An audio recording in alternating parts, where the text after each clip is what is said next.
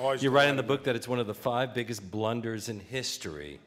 You've called the Bush White House one of the most arrogant, incompetent administrations I've ever seen or ever read about.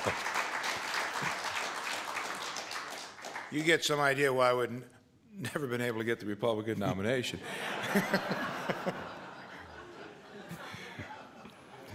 So you voted. You voted to, along with Hillary Clinton and a whole bunch of other people, to give the president the power to go to war. Even though you'd been to Iraq, people in the area had told you that, in fact, I think that the president of Lebanon at the time, or the prime minister, told you that Saddam no longer had weapons of mass destruction. The Israelis said, if you go in there, if the United States goes in there, it's going to cause a lot of trouble. But you still voted for it. I did, and I cover that in some detail, and as you know. This is another yes and no problem? No, not exactly, and I'll explain it here briefly. But I do go into, as you know, to detail on that vote in the book, because I don't think I could have written a book about our times, or at least my time in the Senate, and then talk about the future without addressing Iraq. And I do that in 2 chapters, and specifically, and then I talk about Iraq in other ways. But on your question, I don't know, other than Senator Chafee from Rhode Island, Who's quit? Who quit? Well, who lost actually his re-election bid a couple of years ago. But And now he's supporting Barack Obama. yes, he is. But Chafee is a good friend of mine. His father was a very close friend of mine. I mention his father in my book. Chafee was the only Republican that voted against that resolution. I probably, even more than Link Chafee, asked more critical questions, was more involved in hearings, questioned it more than any Republican.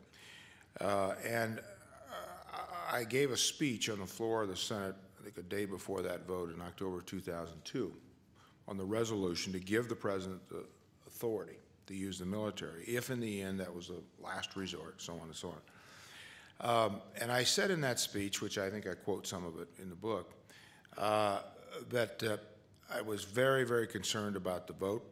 I laid out all my concerns, my apprehensions, why I wasn't sure about this vote. But in the end, I was going to give the president my vote for 2 main reasons. One, I'd been assured by the president, by all of his senior advisors, cabinet members, that the president had not come to a decision on going to war in Iraq. Now, we know that's not true. That this decision, So they lied to you? Well, they misrepresented to me. They misspoke, as everybody says. Yeah, they misspoke. We have a lot of misspeaking these days. we do. I remember calling Colin Powell the day after Vice President Cheney gave that speech to the VFW National Convention in August of 2002, and I said to Colin, what's going on? The Vice President had just given a war speech. We're going to war. And Powell said, and Powell's someone I admire very much, close to, he said, no, Chuck, the president's not made this decision. And I said, well, how can the vice president give such a speech? He said, that's the vice president giving that speech. He doesn't speak for the president, he doesn't speak for me, and so on. Well, throughout the course of these months, that was what I was being given and told by the president, that no. And I specifically asked 2 things. To allow the International Atomic Energy Agency inspectors to stay in, give them the time they needed, and they wanted, Hans Blix and Alberti wanted 30 extra days. I was told that we would do that. I was told that we would not move without the total UN support that the senior George Bush had when we went into Kuwait. I was told a number of those things, but those 2 things specifically. And that in the end, that the president just needed this as additional strength and leverage.